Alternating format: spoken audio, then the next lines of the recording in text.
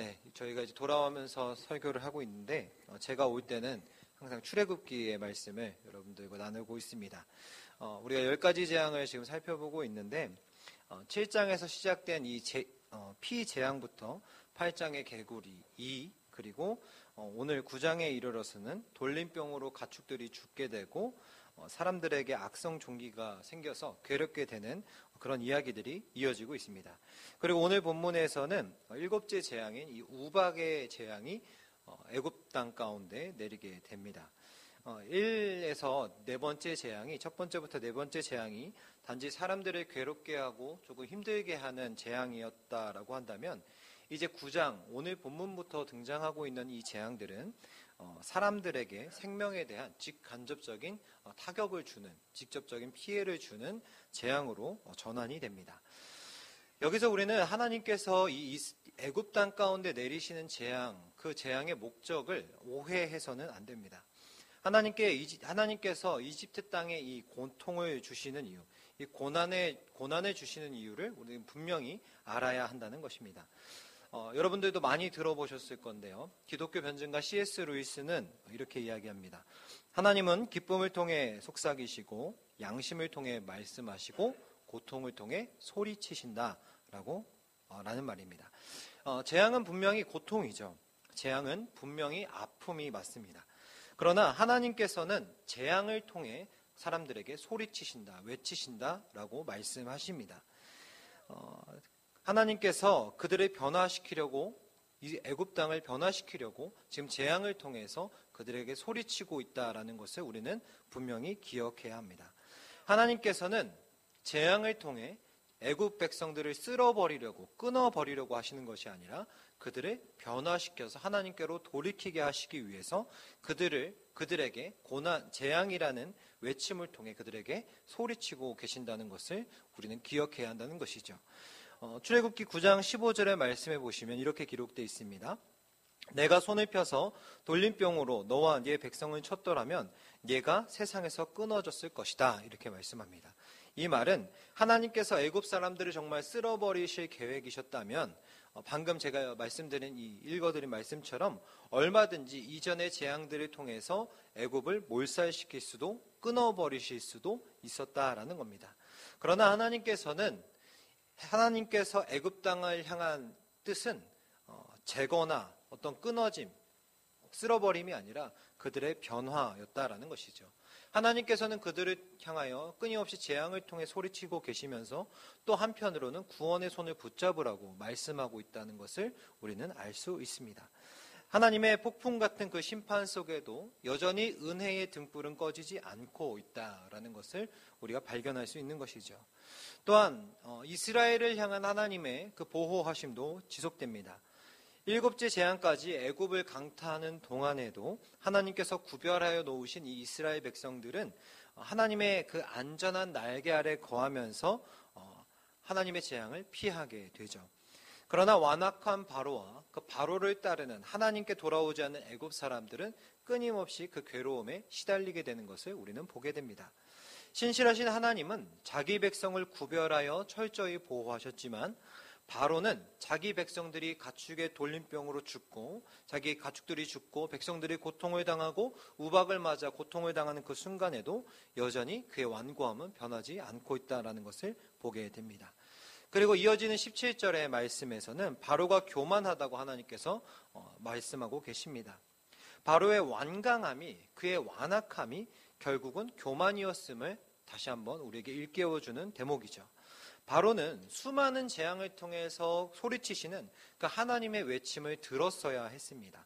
그렇게 자신의 무력함을 깨닫고 능력이 많으신 하나님 앞에 무릎을 꿇어야 했습니다. 그러나 오히려 그의 마음은 오늘 17절에 기록되어 있듯이 더욱 높아져만 갔습니다. 이로 인한 피해는 결국 자신뿐만 아니라 자기 백성들에게까지 흘러가고 있었다라는 것이죠. 이렇게 보면 무엇을 믿느냐, 즉 신앙의 문제는 어떤 사변적이거나 형이상학적이거나 철학적 문제가 아닌 것 같습니다. 신앙이 삶이고 삶이 신앙에 결부되어 있는 것이죠. 그렇기에 신앙의 문제는 곧 삶의 문제이고 죽느냐 사느냐의 문제라는 것입니다. 그럼에도 불구하고 바로와 그의 백성들은 재앙 중에 있으면서도 절박하거나 시급해 보이지 않습니다. 지금까지 살아온 삶의 관성대로 그냥 문제의 심각성은 전혀 알지 못한 채 계속해서 하나님의 진노의 잔을 삼키고 있는 것이죠. 마치 관행이라는 미명하에 불의를 일삼는 사람들처럼 말입니다. 우리는 연약하여서 환경의 지배를 많이 받습니다. 익숙함에 젖어 집단에 문제가 있어도 그 문제를 문제로 인식하기가 참 어렵습니다. 설사 문제가 발견된다고 해도 그곳의 메인 모임이기에 문제를 적극적으로 고치려고 하지 않습니다.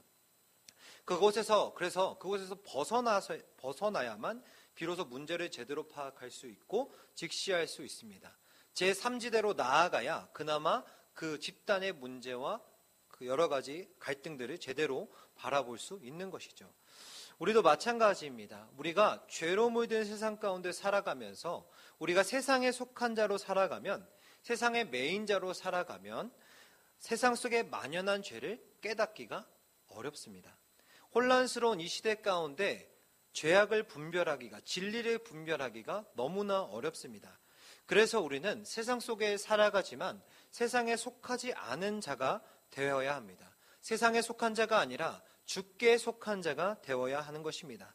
세상의 메인자가 아니라 하나님의 말씀의 메인자로 삶을 살아내어야 한다는 것입니다. 그렇다면 말씀에 매였다라는 것은 무슨 뜻입니까? 여러분, 돈에 매이면 어떻습니까? 돈 합니다. 돈에 매여 돈이 가자고 하는 대로 돈이 있는 곳으로 발걸음을 옮깁니다. 정치인들은 권력에 매여서 권력이 있는 곳이 물이든 불이든 상관없이 자신이 몸에 불에 그슬려도 물에 빠져 익사할 것 같아도 그 정치 권력을 쟁취하기 위해 그곳에 끌려갑니다. 말씀의 메인자도 마찬가지입니다. 말씀 따라 어디든 가는 겁니다. 하나님의 말씀을 마음에 두어서 삶의 선택지 가운데 모든 것을 하나님의 뜻으로 택하는 겁니다. 때때로 그 일이 힘겹고 또 부담스럽고 또 내가 손해보는 일일지라도 말입니다. 우리가 세상에 살아가지만 세상의 메인자들이 아니라 하나님의 말씀의 메인자들 되기를 소망합니다. 세상의 메인자들의 말로는 허망입니다. 사망입니다. 절망입니다. 그러나 말씀의 메인자의 말로는 희망이요 생명인 줄 믿습니다. 우리가 하나님의 말씀을 따라 걸어가는, 그 말씀에 매어 끌려가는 저와 여러분 되기를 주님의 이름으로 축복합니다. 그렇다면 말씀을 마음에 두고 말씀의 메인 삶을 살아가기 위해서는 우리가 어떻게 해야 될까요? 무엇부터 시작해야 되겠습니까? 우리에게 이것을 행하기 위해 가장 먼저 필요한 것은 실행력입니다. 하나님의 말씀에 순종할 수 있는 능력, 힘이 우리 안에 키워져야 한다라는 것이죠. 말씀 따라 인도하시는 그 성령의 인도하심에 순종하고 살아가려는 실행력이 우리에게 필요하다라는 것입니다. 사실 여기에 모여있는 우리 성도님들, 하나님의 말씀을 너무나 이미 지식적으로는 너무나 많이 잘 알고 계시지 않습니까? 출애굽을 몇 번이나 읽으셨습니까? 얼마나 많이 읽지 않으셨습니까? 우리는 이미 지식적으로는 충분히 알고 있습니다. 하나님의 말씀을 다 알고 있습니다. 그러나 문제는 그 지식이 저 교회 문 밖에 우리의 자리에서 실행되지 않는다는 게 항상 문제라는 것입니다. 말씀에 매여 말씀대로 살아갈 수 있는 결단과 실행이 이제는 우리에게 필요한다는 것입니다. 그리고 그 시작이 이제는 내일 말고 내일부터 내가 말씀대로 살아가겠다, 월요일부터 살아가겠다가 아니라 지금 이 순간부터 하나님의 말씀에 따라 순종하겠다라는 그 마음이 우리 안에 결단으로 서야 된다는 것입니다. 오늘이 우리가 어제라고 불렀던 내일이 아닙니까? 우리는 내일이 아니라 지금 하나님의 뜻에 따라 살아가기로 결단해야 된다는 것입니다. C.S. 루이스의 저서인 스크루테이프의 편지에 보면 경험 많고 늙은 고참 악마가 그 조카 악마에게 인간을 유혹하는 방법에 대해서 이렇게 이야기를 합니다. 하루는 조카 마귀가 사람을 어떻게 하면 넘어뜨릴 수 있을까 이렇게 물어봅니다. 고민하고 있습니다. 그때 삼촌 마귀가 조카 마귀에게 이렇게 얘기했다는 거죠. 성도들에게 예배도 열심히 하고 기도도 많이 하고 봉사도 열심히 하라고 해라. 그렇게 하나님을 더욱 사랑하라고 말해줘라. 응원해줘라. 그런데 오늘이 아니라 내일부터 하라고 말해줘라. 어차피 앞으로 잘할 거니까, 내일부터는 잘할 거니까 오늘은 쉬고 내일부터 잘하라고 그 일을 미루게 하라고 말했다는 겁니다. 그러면 성도들의 신앙은 자연스레 다짐만 하다가 식어질 것이라고 이 삼촌마귀가 이야기했다는 것이죠. 우리가 이러한 사탄의 속임수에 속지 않기를 바랍니다. 여러분, 내일이 아닌 지금부터 이 순간부터 하나님의 뜻에 따라 살아가기로 결단하기를 소망합니다. 그리하여 오늘도 상한 갈대를 꺾지 않으시고 꺼져가는 등불도 끄지 않으시는 그 자비가 많으시고 신실하신 하나님께 속한 자들, 매인자들 되기를 바랍니다. 그리하여 오늘도 오늘 우리를 안전하게 지키시며 인도하시는 그 주의 날개 아래, 이스라엘을 지키셨던 주의 날개 아래 우리가 함께 거하기를 소망합니다. 그러나 하나님께 속하지 않은 바로는, 오늘 본문의 바로는 벌써 7번째 하나님의 뜻을 따르기를 미루고 있습니다. 7번이나 미뤘습니다. 오늘도 완강합니다. 이 완강하다라는 히브리어는요, 하자크입니다. 무엇에 달라붙다, 틈이 없다라는 뜻입니다. 지나친 자기 확신에 붙어서 그것에 매여서 다른 생각, 다른 의견들은 전혀 받아들일 그런 생각조차, 여지조차 없다라는 뜻이죠. 지금까지의 재앙들은 굉장히 바로를 성가시게는 했지만 견딜만한 재앙들이었습니다. 재앙으로 인한 백성들의 부르짖음은 날로 커져갔지만 바로는 재앙 중에도 흔들리지 않는 자신의 왕국, 그 애굽을 보면서 안심했습니다. 오히려 아직도 그에게는 하나님을 향한 영적 절박함과 시급함을 전혀 찾아볼 수 없는 것을 우리가 보게 됩니다.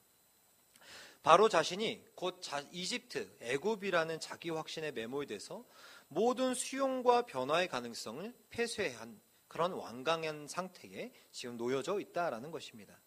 아니, 어쩌면 이스라엘을 놓아주는 그 일, 이스라엘을 출애굽시켜주는 그 일이 자신의 패배를 인정하는 일이 될까 하여 지금까지 쌓아올린 부와 명예와 권력을 상실하는 일이 되지 않을까 두려워하는 그 마음에 휩싸여 그 생각에 매여서 여전히 하나님의 말씀을 듣지 못하고 있는 것일지도 모르겠습니다.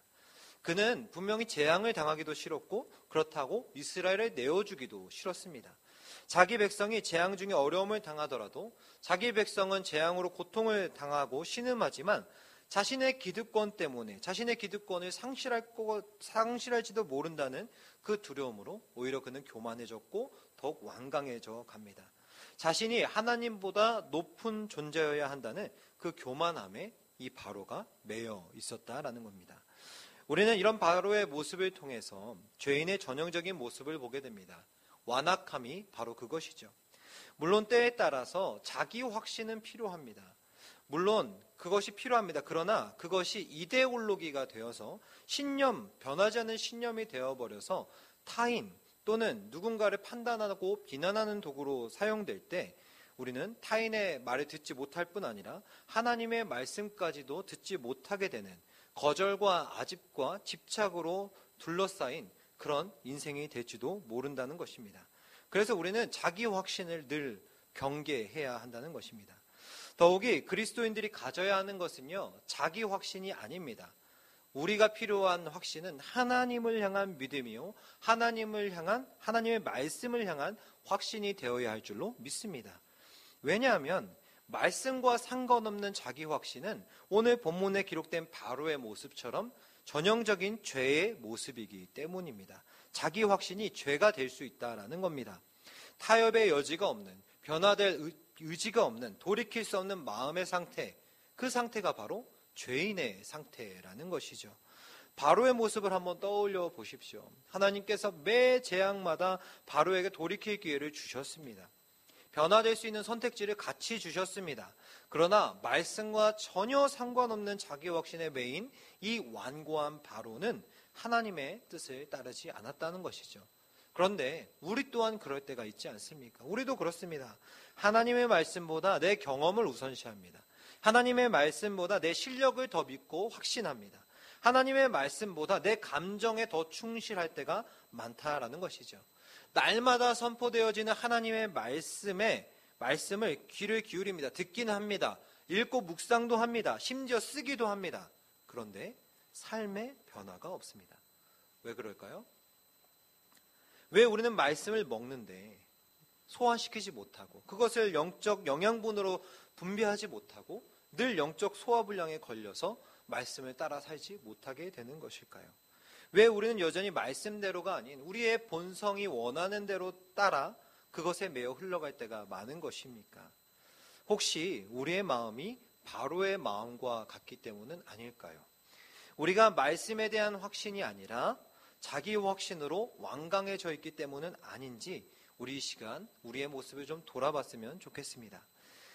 내 마음이 돌이킬 수 없을 정도로 굳어져 버리기 전에 하나님 앞에 겸손하게 무릎 꿇고 우리의 마음을 내어놓고 우리의 마음을 살과 같이 부드럽게 하시는 그 주님의 따스한 음성과 손길에 우리의 삶을 맡겨드릴 수 있는 저와 여러분 되기를 주님의 이름으로 축복합니다. 오늘 우리가 살펴보고 있는 이 7째 재앙은요, 다른 재앙들과 다르게 하나님께서 재앙을 예고하셨을 때 애굽 사람들의 반응이 나타나고 있습니다. 출애굽기 9장 19절로 21절의 말씀을 우리 다시 한번 읽어보겠습니다. 19절로 21절입니다. 시작.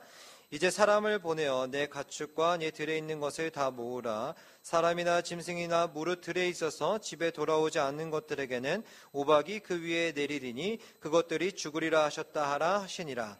바로의 신하 중에 여호와의 말씀을 두려워하는 자들은 그 종들과 가축을 집으로 피하여 들였으나 여호와의 말씀을 마음에 두지 아니하는 사람은 그의 종들과 가축을 들에 그대로 두었더라. 아멘. 바로는 하나님의 말씀을 마음에 두지 않았지만 그와 달리 이 애굽인들 중에는 하나님의 말씀을 두려워하여 그 마음에 두는 자들이 생겨나기 시작했다라는 것입니다.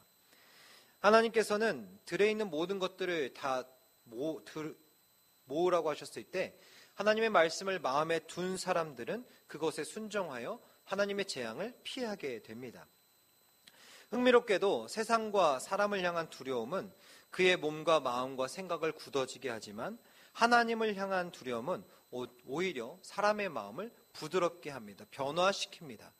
그렇기에 바로를 닮아 완강하고 단단했던 변화될 것 같지 않았던 애굽 백성들의 마음이 조금씩 부드러워지고 하나님의 말씀이 그 안에 들어가기 시작한다는 것입니다. 그들을 덮고 있었던 완강함의 껍질이 하나님의 자비하심의 그 손길로 점점 벗겨지기 시작했다라는 것이죠. 지금까지 재앙들은요, 운이 좋으면 피할 수 있는 재앙들이었습니다. 그러나 이 우박 재앙들은 다른 재앙들과 달리 하늘에서 내리는 재앙이었습니다. 하늘에서 내리는 재앙, 피할 수 없는 재앙이었다라는 겁니다. 뿐만 아니라 23절, 25절에 보시면 우박 재앙은 기상현상으로서 우리가 지금 보는 우박을 초월합니다. 마치 화산이 폭발해서 온 군데로 퍼져나가는 그 화석들처럼 바위들처럼 용암이 흐르듯 불을 땅에 내려 달리게 하시겠다라고 기록하고 있습니다. 7번째 재앙은 하늘에서도 땅에서도 도저히 피할 수 없는 그런 재앙이었다라는 겁니다. 그러나 그럼에도 불구하고 이 하나님께서는 하나님의 말씀을 듣고 들에 있는 것들을 다 모아들인 이들에게는 그 말씀을 두려워하여 순종한 자들에게는 아무런 해를 당하지 않게 하십니다. 참 놀라운 일이죠. 그래서 우리는 이 대목에서 다시 한번 재앙의 목적을 상기할 수 있습니다. 하나님께서 애굽에 재앙을 내리신 이유는 하나님이 이런 능력도 있고 저런 능력도 있다는 것을 과시하기 위해서가 아니라 하나님께서 히브리 민족뿐만 아니라 이전에 바로의 신하로 살아왔던 자들일지라도 하나님 앞에 돌이키고 하나님께 회개하며 나오는 자들은 그들을 은혜로 은혜의 자리에 함께 두시겠다 말씀하고 보여주고 있는 것이죠. 하나님께서 재앙을 내리시는 그 목적이 심판이 아니라 변화에 있었다라는 것입니다. 오늘을 살아가는 우리들도 마찬가지입니다. 우리는 정말 마주하고 싶지 않은 재난과 고통과 시련을 때때로 당할 때가 있습니다. 그런데 그 사건들이 우리의 마음의 완악함을 벗겨내기도 합니다. 참 작년 한 해 동안에는 많은 안타까운 사건들, 무섭고 끔찍한 사건들이 우리 주변에서 너무나 많이 일어났습니다.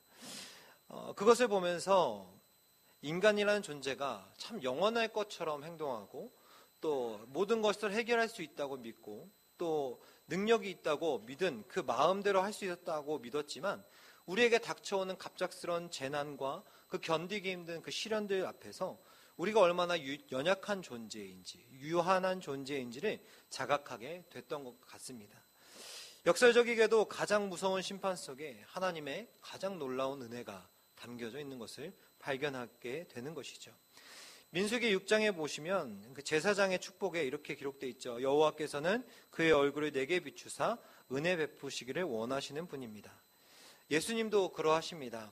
예수님이 당대 죄인들로 여겨졌던 그 세리와 창녀들, 그들과 함께 하신 이유가 무엇입니까?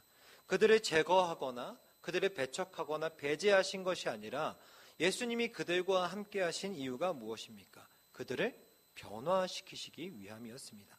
그것이 하나님의 뜻이요 예수 그리스도의 마음이기 때문입니다. 문란한 사람이 건져내지고 탐욕에 절어 타인의 것을 착복하는 이들이 자기의 목숨과 같은 소유를 나눠주는 너무나도 놀라운 변화가 예수님께서 함께 하실 때 일어나게 됐던 것이죠. 여러분, 세상은 사람을 고쳐 쓰는 게 아니다라고 단정합니다. 변화의 가능성을 차단해버립니다. 완고합니다. 그러나 하나님께서는요, 예수님께서는요, 수많은 사람을 고치셨고 지금도 고치고 계시고 앞으로도 변화시켜 가실 겁니다. 그리고 하나님의 선한 일에 변화된 이들을 사용하실 겁니다. 하나님의 은혜가 있는 곳에 놀라운 하나님의 변화가 있습니다. 그래서 세월이 지나갈수록 의지할 것은 예수뿐이라고 우리가 고백할 수밖에 없는 것이죠. 하나님께서는요, 오늘도 우리에게 선택지를 주십니다.